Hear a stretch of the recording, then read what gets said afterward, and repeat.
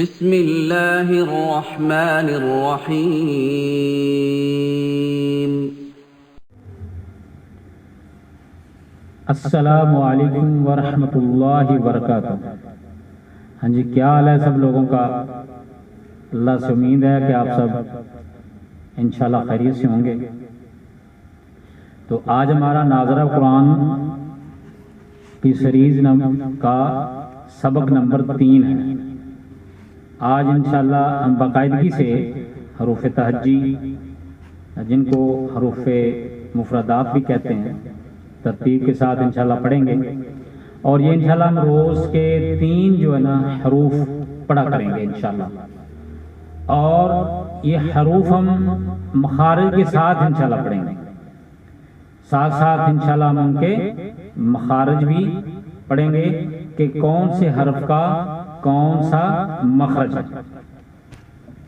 और साथ साथ इंशाल्लाह हम नमाज का सबक भी पढ़ेंगे थोड़ा थोड़ा, क्योंकि नमाज एक ऐसा अमल है जो कि इस्लाम में दाखिल होने के बाद सबसे पहला रुकन जो है वो नमाज है। इसलिए क्योंकि ये 3 हरूफ होंगे तो इनके साथ साथ हम जो है वो थोड़ी थोड़ी नमाज भी सीखेंगे और इंशाल्लाह ये हम याद कर लेंगे। चलिए हम शुरू करते हैं। अलिफ अलिफ, अब इसको अलिफ नहीं पढ़ना। कुछ हमारे भाई इसको अलिफ या अलिफ इस तरह अदा करते हैं, तो इसको नहीं, इसको बड़े आराम से अलिफ ALIF, जब हम इसके स्पेलिंग करेंगे ना वो इससे हम अब थोड़ा और इजी हो जाएगा। अलिफ अलीफ यानी डबल ही नहीं आएगी, ALIF अलिफ अलिफ। बा बा बा इस तरह नहीं पढ़ना, इसको ज्यादा लंबा नहीं करना। बा बा ता ता, एक अलिफ के बराबर इनको हम इन हरूफ को एक अलिफ के बराबर लंबा करेंगे। सा सा सा बारी, सा बा ता सा, इनकी एक मिकदार, यानी जितनी मिकदार बा की होगी लंबा करने की उतनी ही ता की और उतनी ही सा की। तो अलिफ बा ता सा, ये आज हम इंशाल्लाह सीखेंगे। और एक अलिफ की जो मिकदार है वो पिछले सबक में मैंने बताई थी कि अगर हम ये एक मुट्ठी को बंद कर लें और फिर नॉर्मल तरीके से उंगली को हम खोलें तो वो जितनी देर में वो उंगली सीधी होगी ये एक अलिफ की मिकदार है। तो इस पे हम प्रैक्टिस भी कर सकते हैं, तो प्रैक्टिस करनी चाहिए। तो अब बा अलिफ जो है ये जब मद्दा होता है तो ये मुंह के खाली हिस्से से अदा होता है। अलिफ का मखरज है जब ये मद्दा होता है, ये हम आगे इंशाल्लाह पढ़ेंगे मद्दा क्या है। जब ये मद्दा होता है तो ये मुंह के खाली हिस्से से अदा होता है। जैसे मिसाल के तौर पे बा अलिफ बा बा बा, इधर बा का तो हमने मखरज अदा किया, लेकिन आ जो अलिफ की आवाज है वो मुंह के खाली हिस्से से अदा होगी। अलिफ हमेशा जो है वो मुंह के खाली हिस्से से अदा होता है और ये गैर मद्दा ही होता है।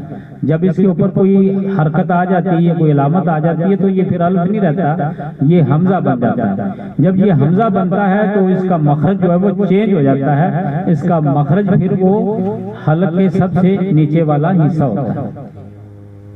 उसके बाद है बा बा, तो ये जो हमारे होंठ है ना, होंठ इसका जो अंदरूनी तरी वाला हिस्सा जो है होंठों का अंदरूनी तरी वाला हिस्सा जब आपस में मिलता है तो बा अदा होता है। जैसे बा बा बा, नरमी से बा, ये देखिए हमारा तरी वाला हिस्सा बा बा, ये तरी वाला हिस्सा ये बा बा, ये मिलाने से होंठों का अंदरूनी तरी वाला हिस्सा मिलाने से बा अदा होता है और इसको एक अलफ के बराबर लंबा करते हैं। और बा को माहिरीन तजवीज जो है ना वो हरूफे शफविया के नाम से बताते हैं कि ये हरूफे शफविया है। शफविया क्यों है?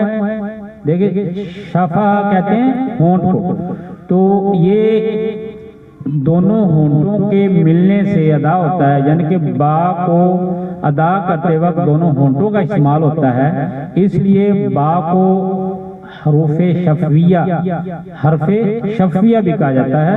ये हरूफे शफविया में इसका जो है शुमार होता है। अब है ता, ता, ता को बिल्कुल नरमी के साथ पढ़ना है, बारीक पढ़ना है, इसको मोटा नहीं करना। ता को ता अदा करते वक्त हमारी जो जुबान है इसकी नोक सनाया ओलिया की जड़ से लगनी चाहिए।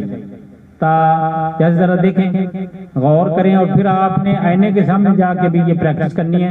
अब जरा देखें, मैं आपको ता, मेरे मुंह की तरफ देखना आपने, ता ता ता ता ता, यानी कि ये हमारी जबान की जो नोक है ना, ये सनाया उलिया कहते हैं, जो ऊपर वाले दो दांत हैं, हम अलहदा से भी इंशाल्लाह पढ़ेंगे अब जब हरूफे तजी हमारी खत्म हो जाएगी। ये ता ता ता, ये जबान की नोक, हमारी जबान की जो नोक है ये वाली, ये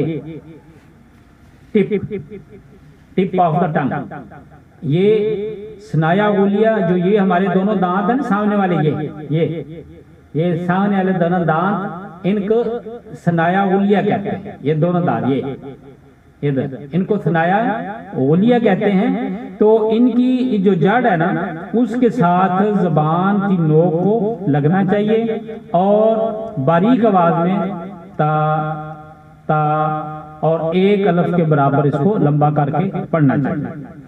इसके बाद है सा, सा, तो जो सा का मखरज है, सा को भी हमने बारीक पढ़ना है और बगैर सीटी के पढ़ना है। सा को अदा करते वक्त सीटी की आवाज नहीं है, जैसे सीटी सीन, अब सीन है ना, मैं अब पढ़ रहा हूँ सीटी, तो ये इसमें सीन है, सीन जो है वो सीटी के साथ अदा होता है। अगर हम सा में भी सीटी की आवाज निकालेंगे तो फिर ये सा और सीन में फर्क नहीं रह जाएगा। तो जब फर्क नहीं रहेगा तो जब कुरान में इसको हम पढ़ेंगे तो ये उसमें मानी में फर्क आ जाएगा। ये सा, सा, सा को भी एक अलफ के बराबर लंबा करना है, सा को नरम पढ़ना है और जबान की नोक को सनाया उलिया के अंदरूनी किनारों से लगाना है। वही सनाया उलिया मैंने आपको बताया, ये वो ता को अदा करते वक्त जुबान की नोक को सनाया उलिया की जड़ से लगाया था। अब सा को अदा करते हुए हम सनाया उलिया के अंदरूनी जो किनारे ये देखें, ये जो किनारे है ना, ये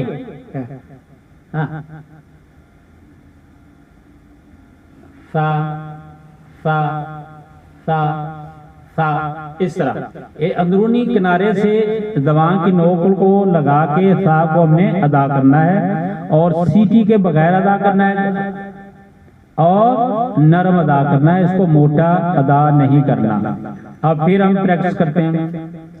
बा बा ता ता ता, देखिए जरा, ता ता ता सा सा सा। तो इस तरह मेरे भाइयों आज का हमारा सबक जो है 7 तक मुकम्मल हुआ। इसको अच्छी तरह से हमने याद करना है और इसकी प्रैक्टिस करनी है। ये प्रैक्टिस के साथ ही, मशक के साथ ही हमें इन पे अबूर हासिल होगा। जितनी हम इसकी प्रैक्टिस करेंगे, जितनी हम इनकी मशक करेंगे, उतने ही हमें इन पे अबूर होगा। अल्लाह रब्बुल इज्जत से दुआ है कि अल्लाह हमें ज्यादा से ज्यादा मेहनत करने की तौफीक अता फरमाए और फिर हमें इस मेहनत का अजर भी अता फरमाए। आमीन सुम्मा आमीन। अस्सलामु अलैकुम व रहमतुल्लाहि व बरकातुहू।